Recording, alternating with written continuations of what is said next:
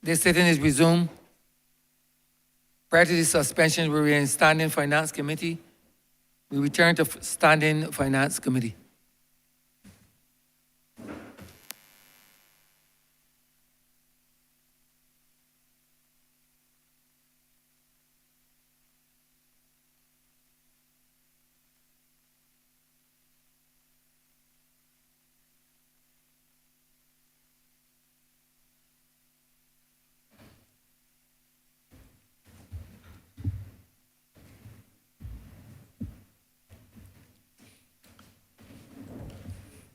Standing Finance Committee is resumed. Honourable Member for St. Michael Northwest. Thank you, Mr. Chair. First, I wish to draw to the Minister's attention that I have been experiencing some major challenges for the last 5 years within my constituency. I have met with previous ministers in relation to some of these issues. I met with officials from the Ministry of NTW on numerous occasions, and to date, a lot of these issues still remain the same. And one of the major issues that I normally experience, like in areas such as Freehill, Pile Bay, Deacon's Farm, Bridge Gap, Brandon's, Brighton, is flooding. And I have spoken to Mr. Charles Yearwood on numerous occasions in relation to some of these issues. Last week, Friday, I received a picture. As you can see here, this is a picture of a canal located in Ashleen Village, Black Rock, St. Michael. And I mean, the state of this canal, you know, it's sad to see that despite the numerous calls, you know, made to the drainage department, that, you know, a lot of these issues continue to fall on deaf ears. And I really would like to know what plans the drainage department has in regards to rectifying, you know, a lot of these issues that remain outstanding when it comes to cleaning canals, when it comes to cleaning drainage wells, you know, clearing water courses, improving the drainage system across the St. Michael Northwest constituency, from Freehill to Deacon's Farm to Brandon's to Brighton. You know, I really would like to know what plans drainage have in this financial year in relation to rectifying some of these issues. That is my first question. My second question relates to road humps. For years, you know, we have been reaching out to MTW requesting to have road humps, street lights, and a few minor tenantry roads paved.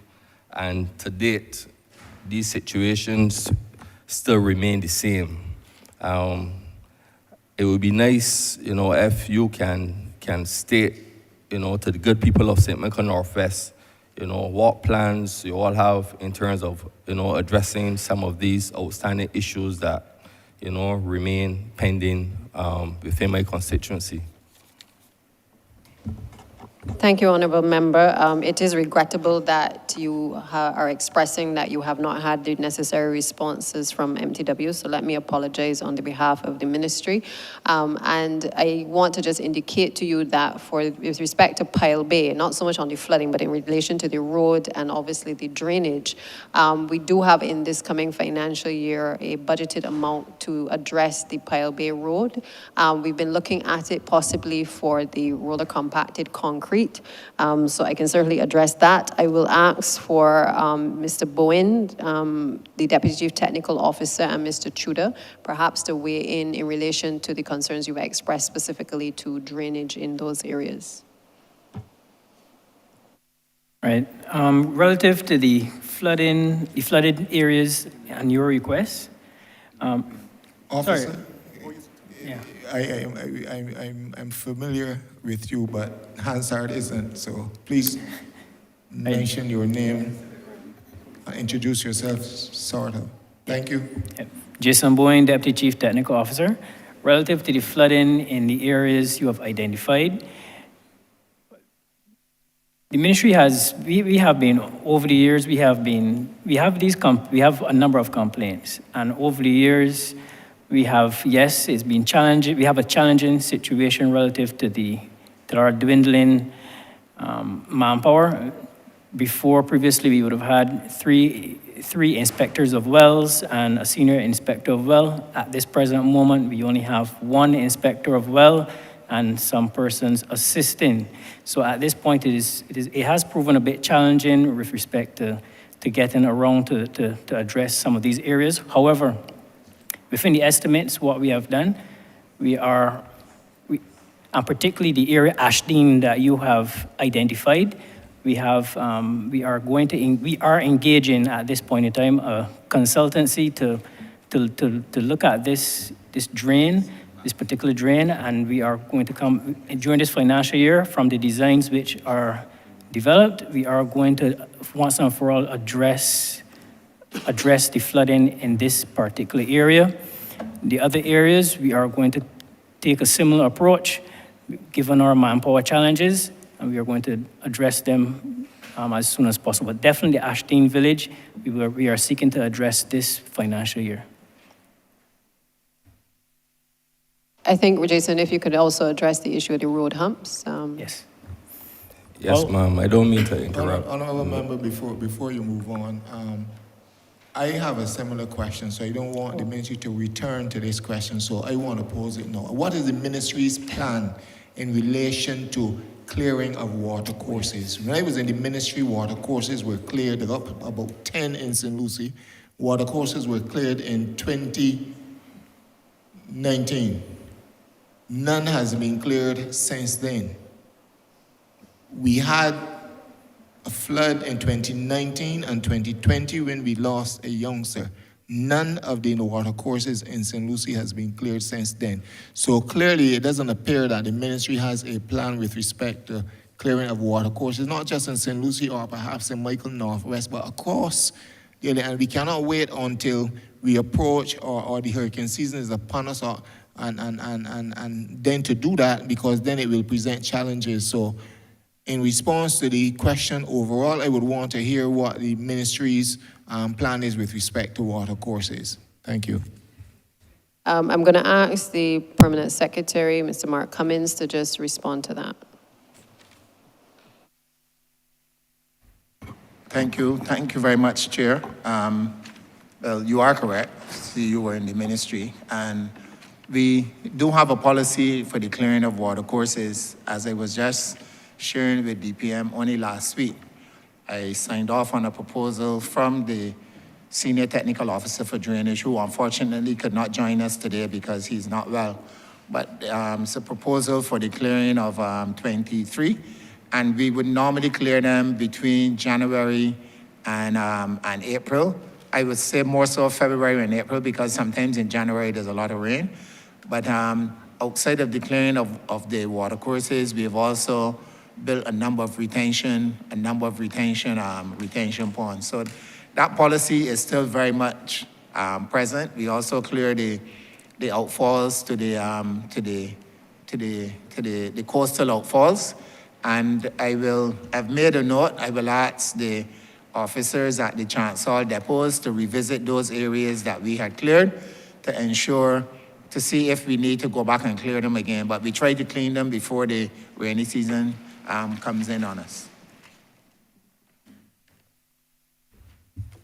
Thank you, PS, but that will pose another question, but I wouldn't interrupt the Honourable member. I will let him proceed. Honourable member for St. Michael Northwest. Yes, sir. Thank you. No disrespect to the PS or Mr. Boeing, but on the 6th of January 2021, I had a site visit with Mr. Charles Yearwood, the former minister, the honourable member for St. Michael West Central, and the honourable member for St. John. And we had a site visit in relation to this same flooding issue, running from Ashton Village along Deacon's Farm down to the mighty Granite Highway. And really and truly, the officials from the ministry have been singing the same tune that Mr. Bowen just sang. And this is we're going into a new financial year, and really and truly, I would really like to see some action instead of, the promises that are being made. Because I think that, where the lives of the good people of St. Michael Northwest are concerned, where the flooding have been affecting them for over the years, I think it's time enough that the drainage really do something to address this issue.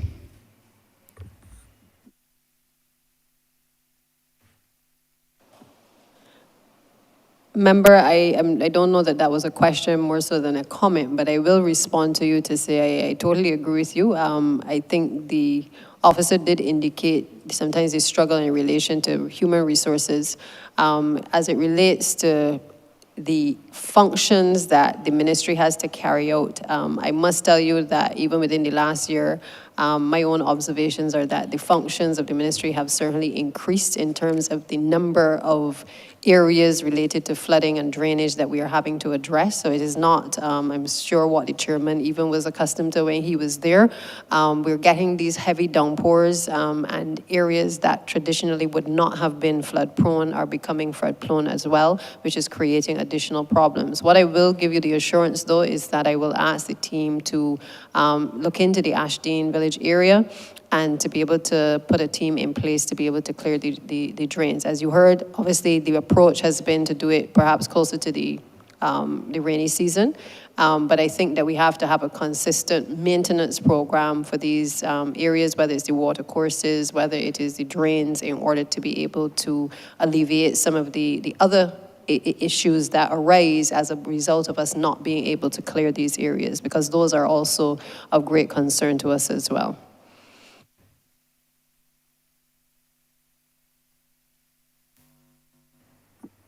Thank you. I don't think the question that you raised in relation to the road humps was answered, so if Mr. Tudor can respond to that.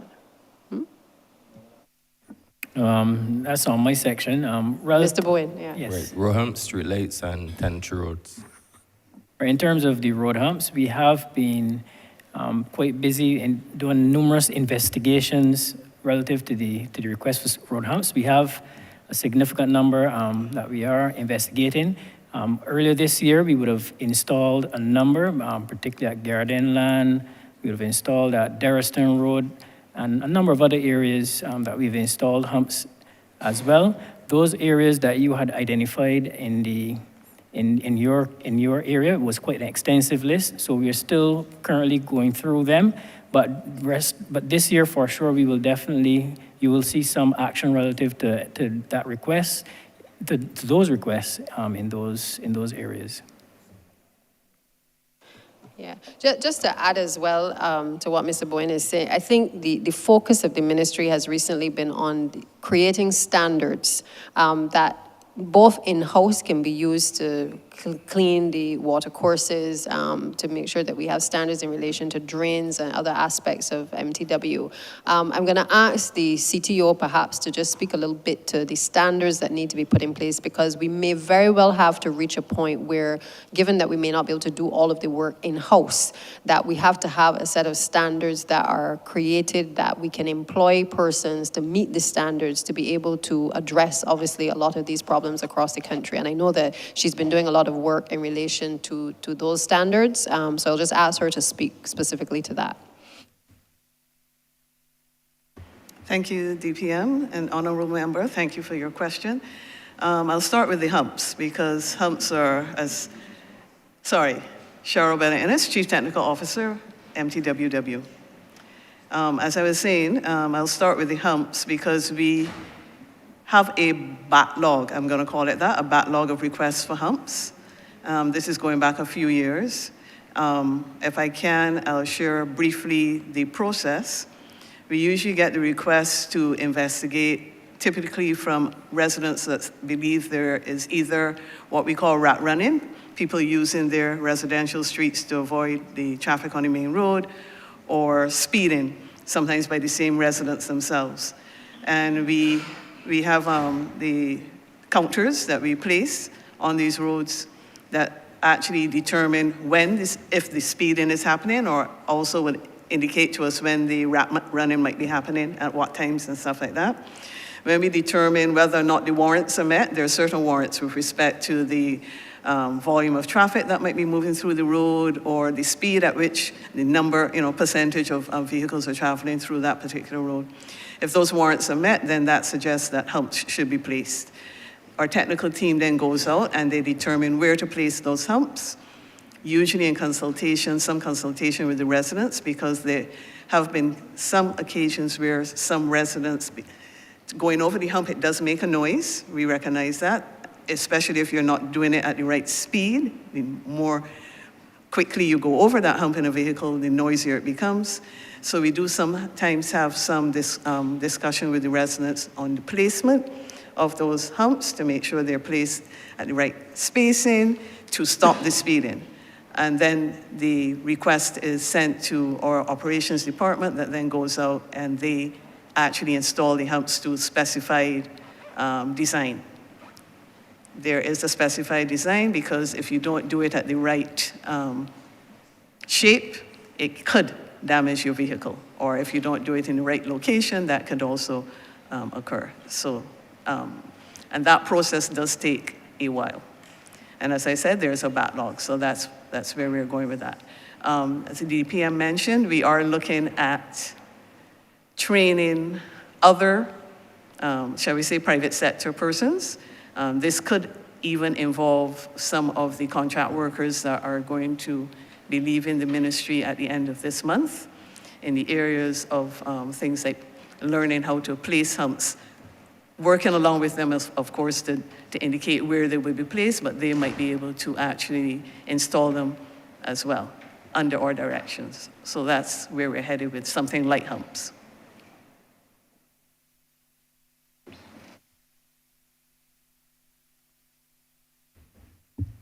Thank you.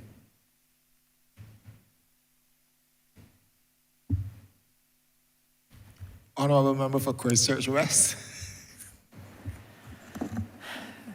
Mr. Chairman, so this is an interesting position that we find ourselves in today as two former ministers of the ministry that is in the well. And clearly we would have many interesting questions and observations since leaving the ministry, but certainly very interesting.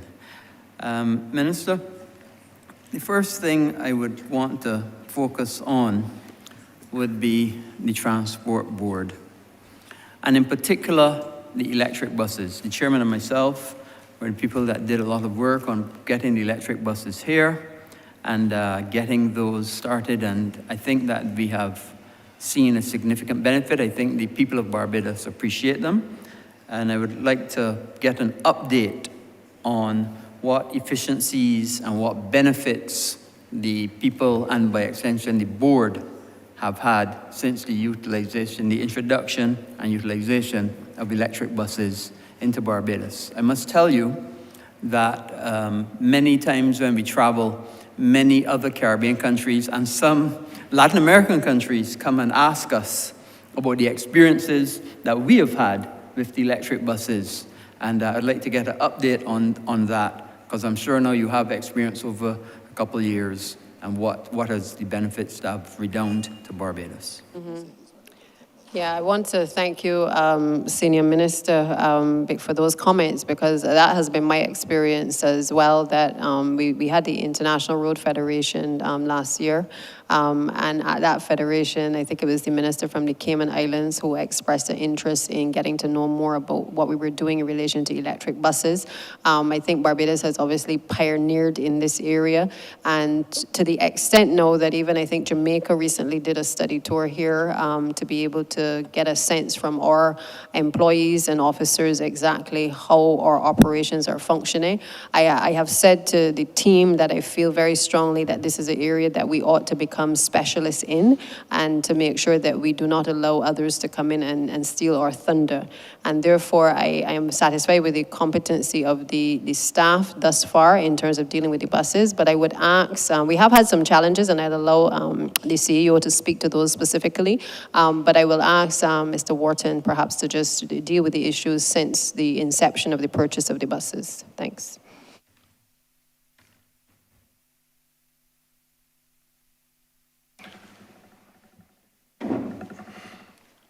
Good morning, Chair. My name is Fabian Wharton, CEO, Transport Board. Well, thank you, Honourable Member, for the question.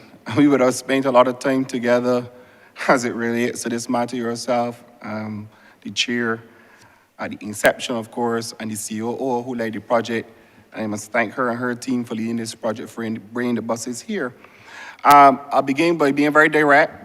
The first thing that jumps out at me when we talk about electric buses is the financial impact that it has had on the P&L of the Transport Board.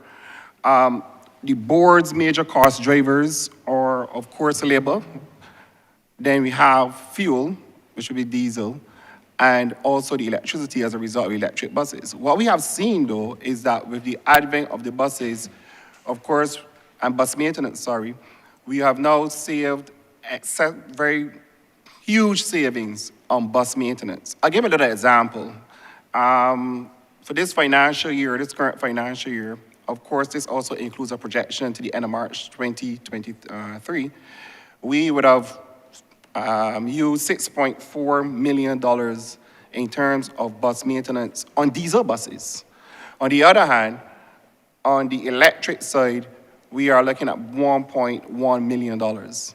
So you can, I mean, this is just an example to give you the sort of benefits that we have seen on the P&L of the Transport Board as it relates to bus maintenance.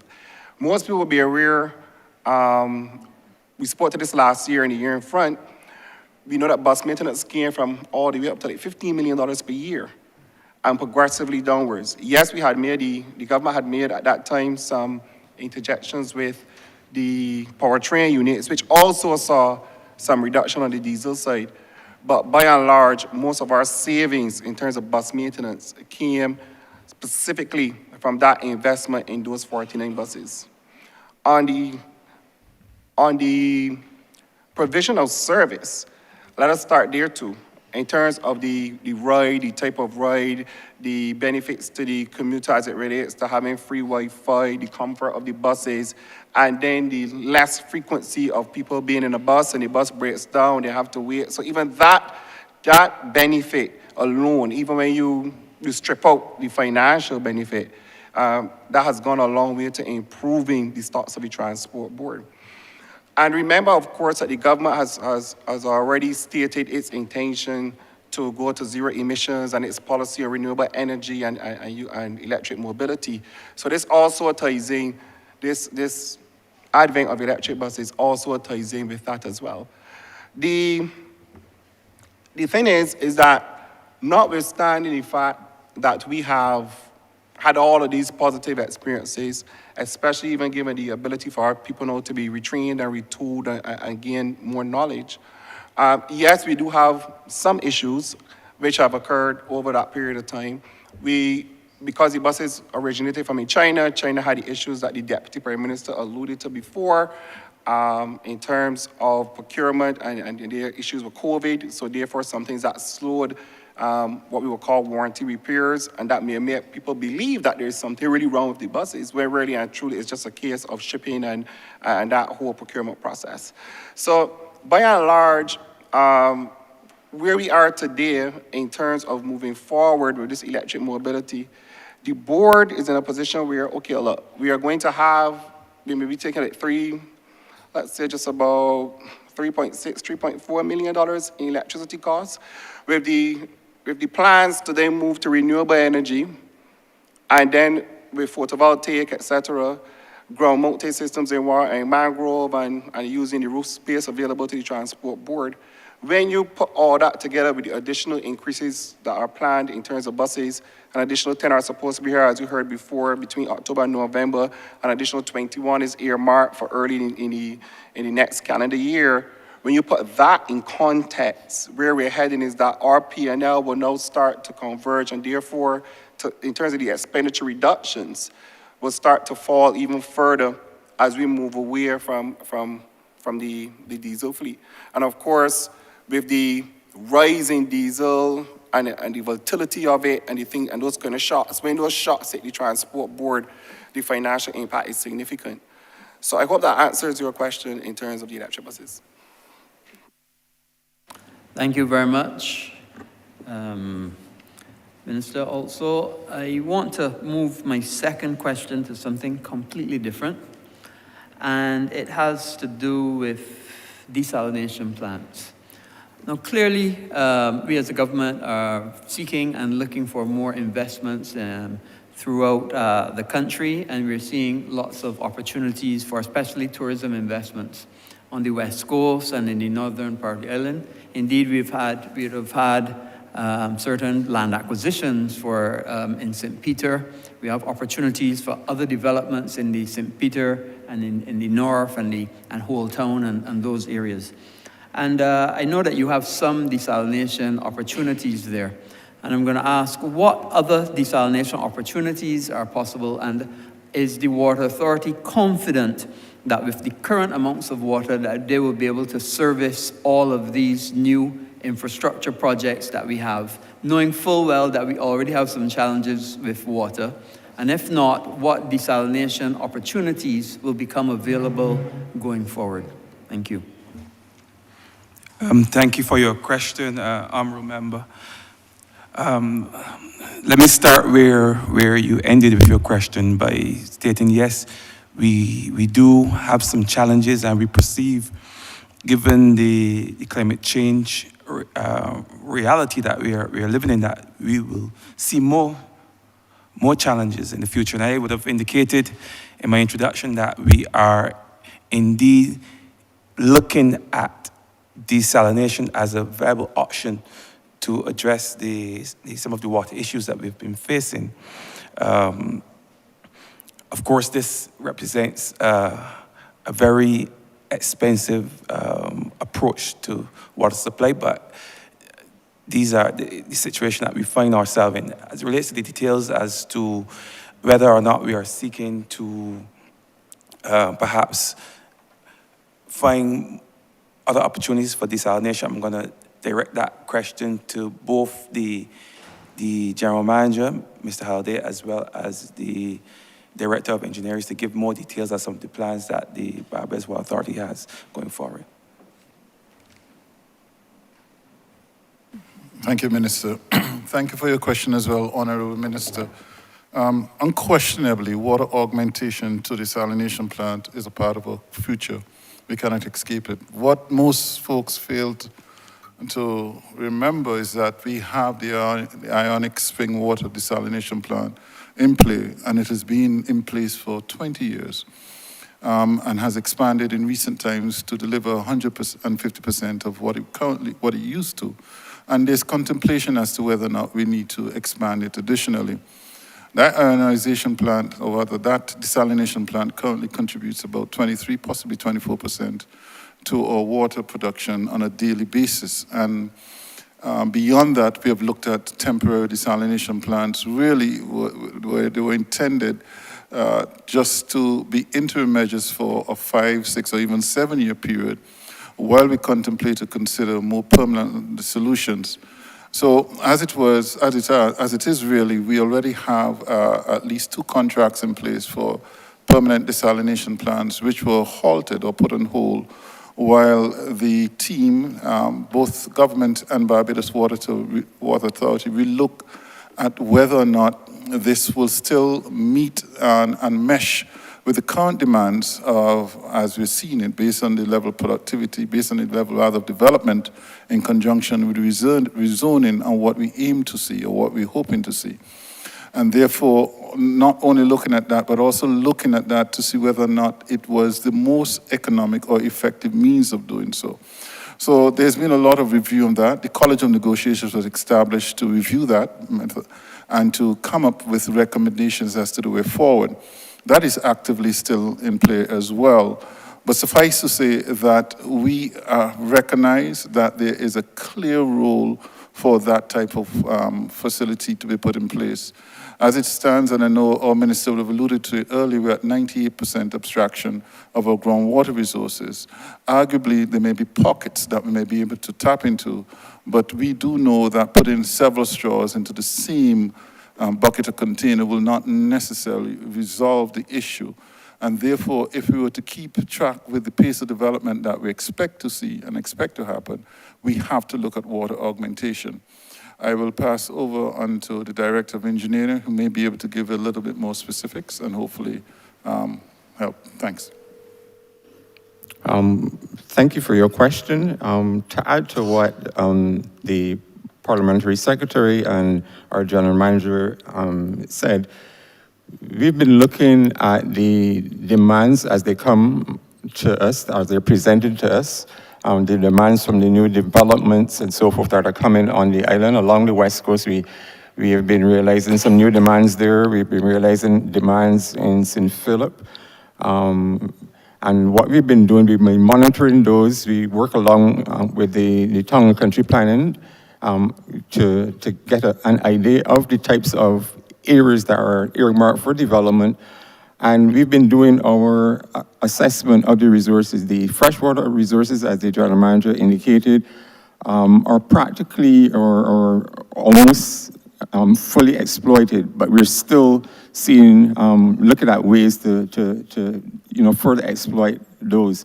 For instance, in the St. Michael catchment area, this is like from the New Market down to the Bell and that Waterford area, we're looking to see how we could extract, additional freshwater resources from those catchments. We are also looking at St. Philip. When the Sandals Castle was being done, we would have some done there. And we know that there are large quantities of seawater in that area that we could add to the water resources in that particular area. So in this year's budget, for instance, we are looking to do water augmentation in the St. Michael catchment, and we're investing in more exploratory work in that area, which will obviously allow us to fully exploit the resources in that area. But to answer your question, we're constantly monitoring the developments, because each development is unique. You may have 2 hotel developments, where one may be into more water intensive practices than the other. So we are monitoring those demands that are coming to us, and we are trying to keep ahead of the game in terms of developing the water resources, which will either be the further exploitation of the freshwater resources or the exploitation of desalination. And we're looking at all of the different desalination options as well. There are some new technologies that are coming to the market, and we are meeting with those new persons in that sphere to see if there could be more benefits to those new technologies as we look to improve on the water resources of the island.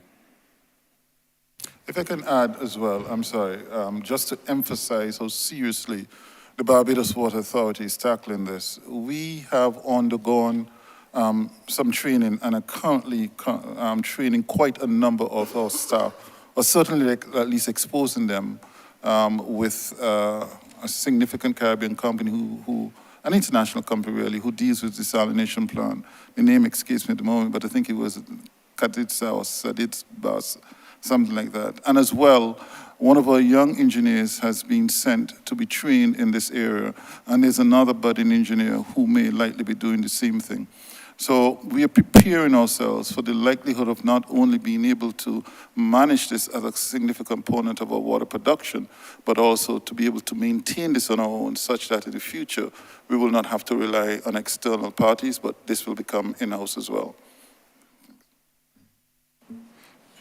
I'm actually glad that the GM preempted my request for him to speak a bit about building out the capacity of the BWA in terms of responding to the issue of water augmentation.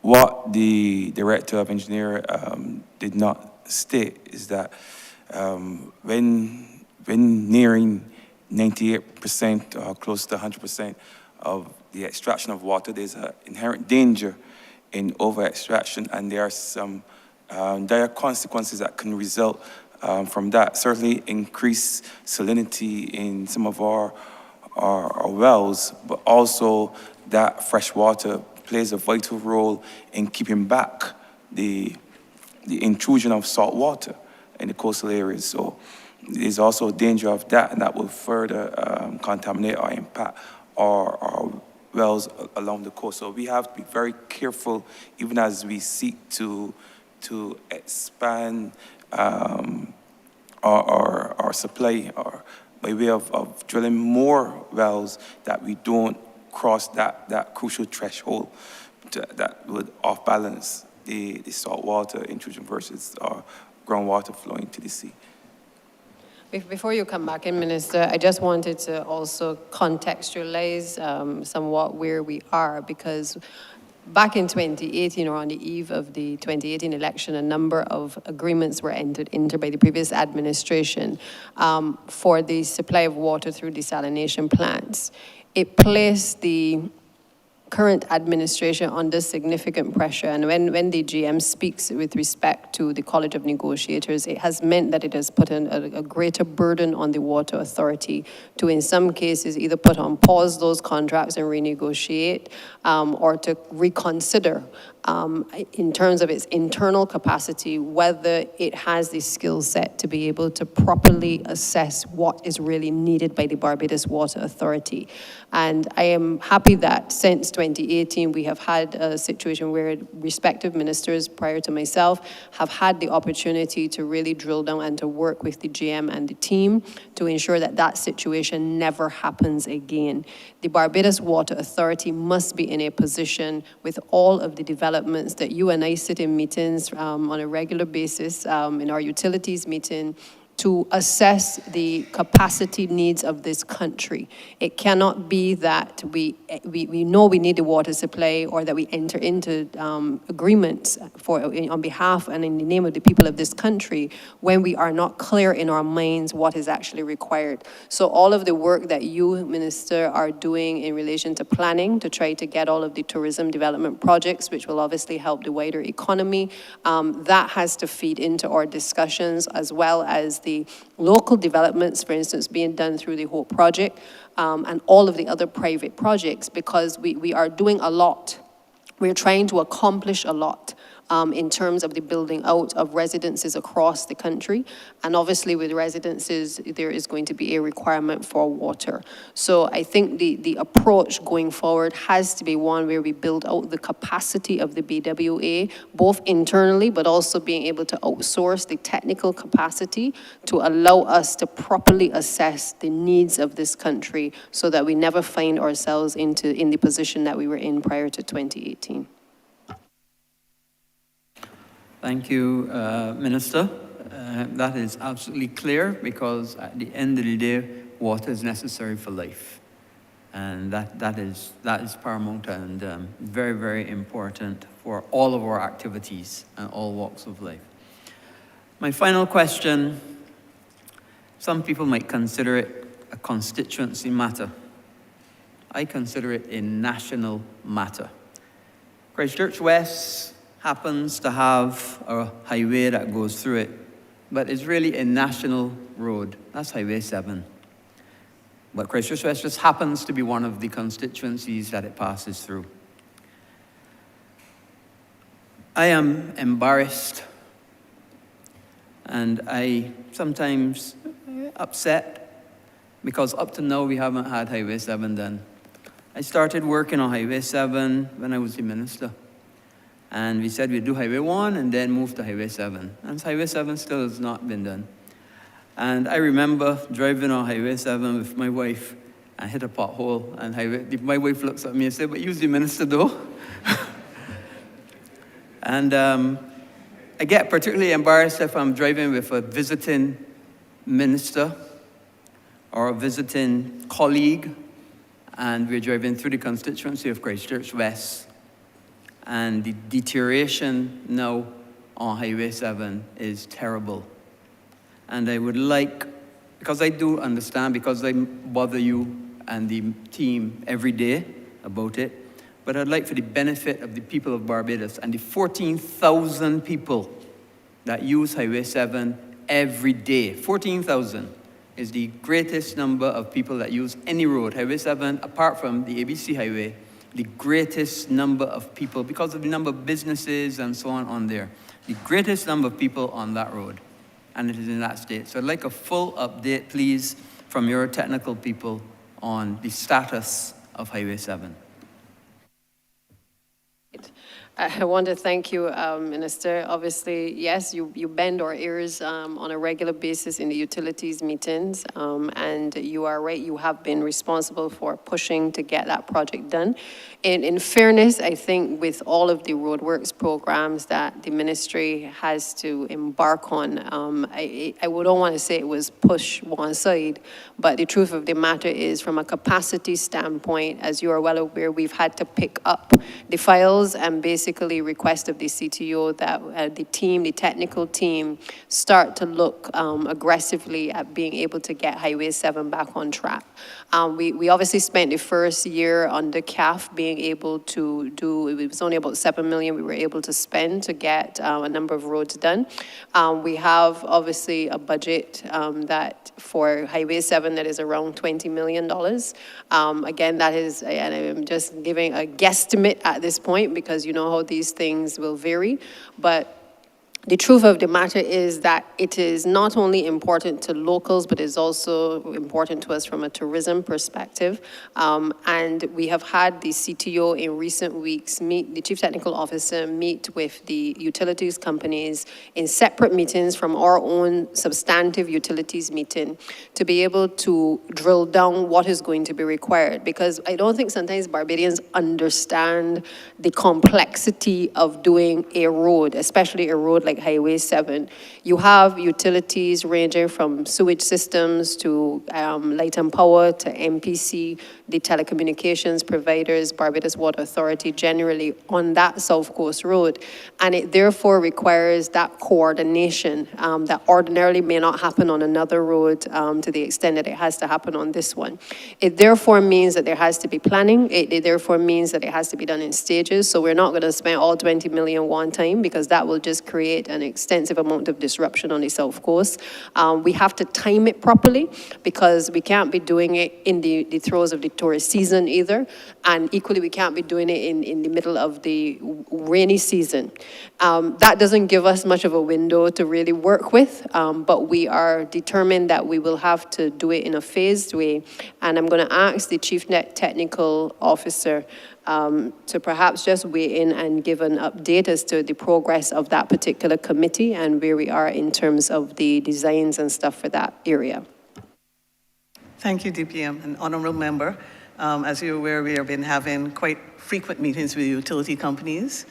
And because the ministry has, I'm going to call it an ambitious program of roadworks across the island, we have not forgotten about Highway 7. And we also have not forgotten about phase 2 of Highway 1, which we hope to return to when we've done Highway 7. So with meeting with the utility companies, that was our first... 1 comes before 2, so you got to do phase 1 of Highway 7 before you get to phase 2 of Highway 1. Understood. That's the plan. That's the plan. Highway 7 is next.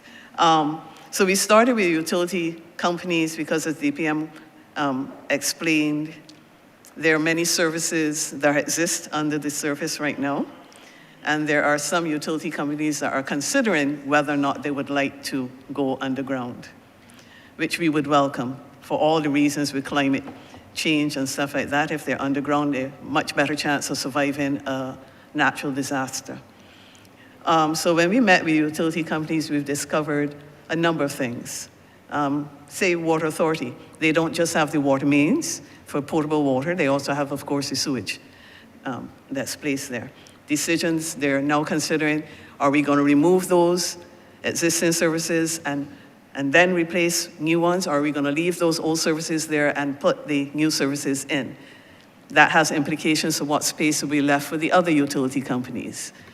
MPC, for instance, would like to not have to have so many crossings, so they want to have their lines on both sides of the road.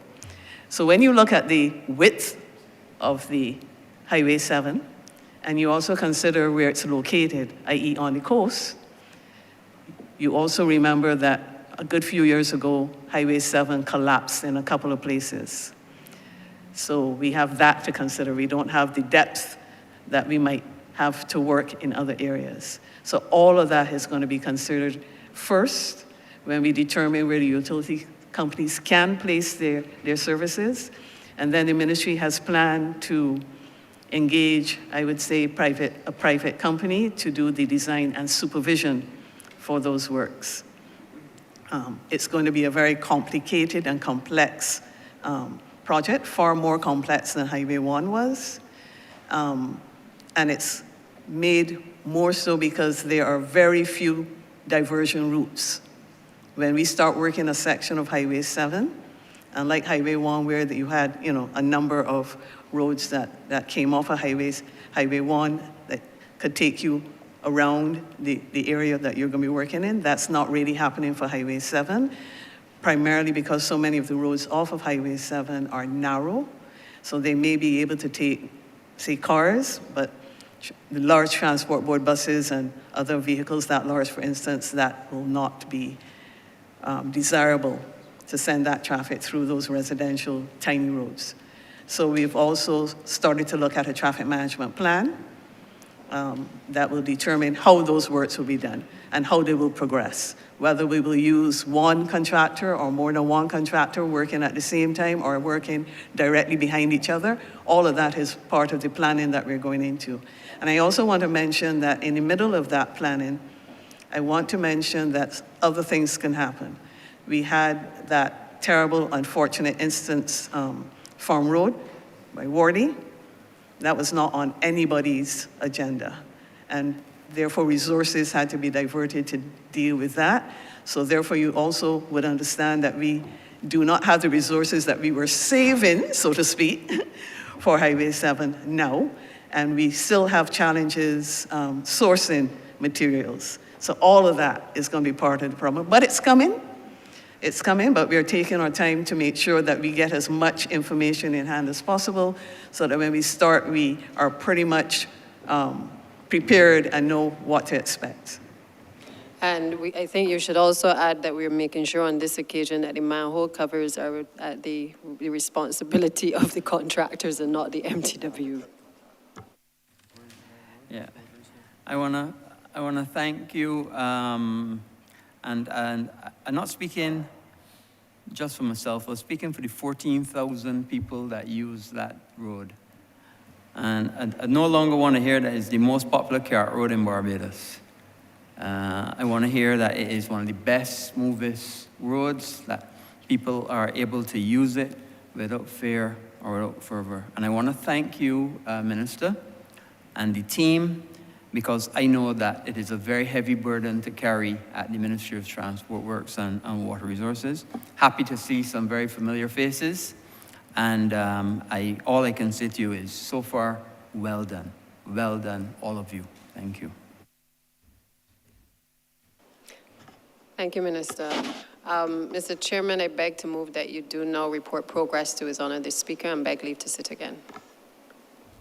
The question is that I do not report progress to His Honor the Speaker and ask for leave to sit again. All honorable members in favor, please say aye. Honorable members against, please say no. Methinks the ayes have it.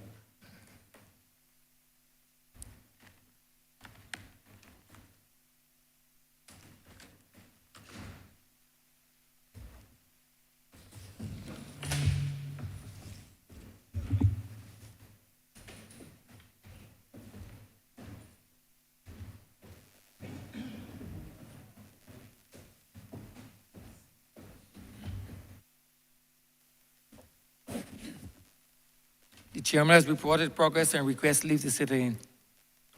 Honourable Member for St. James Central.